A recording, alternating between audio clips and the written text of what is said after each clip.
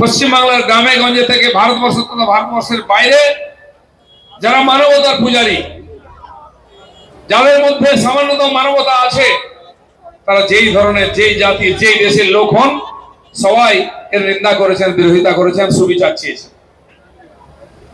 মমতা ব্যানার্জি তিনিও লোক দেখানোর জন্য রাস্তায় জাস্টিসের জন্য নেমেছিলেন, কিন্তু আমরা বুঝতে পারলাম না উনি কার বিরুদ্ধে আন্দোলন কোন রাস্তায় নেমে। যদি একটা মেসেজ দিয়ে সোশ্যাল মিডিয়া পোস্ট করে হাজার হাজার লক্ষ লক্ষ মানুষ, সে শিলিগুড়ি থেকে আরম্ভ করে পুরুলিয়া অব্দি, কলকাতা অব্দি সব জায়গায় রাস্তায় নেমেছে মানুষ মোমবাতি হাতে নিয়ে, খালি উই ওয়ান্ট জাস্টিস, সুবিচার চেয়েছেন, ন্যায় বিচার চেয়েছেন। তারা সরকার ভাঙতে আসেননি, নবান্ন তারা করেননি, তাতে ভয় পাওয়াটা স্বাভাবিক আছে। মানুষের এই যে মৌন সমর্থন, এই যে মৌন প্রতিবাদ অনেক অত্যাচারীকে নড়িয়ে দিয়েছে।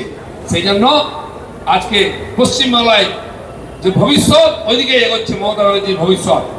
আমরা এই বাংলার 10 কোটি মানুষের ভবিষ্যৎকে সুরক্ষিত করার জন্য দিনের পর দিন আন্দোলন করছি। বিজেপির নেতৃত্ব দেয়নি আন্দোলনকে, নেতৃত্ব দিচ্ছে সাধারণ সমাজ।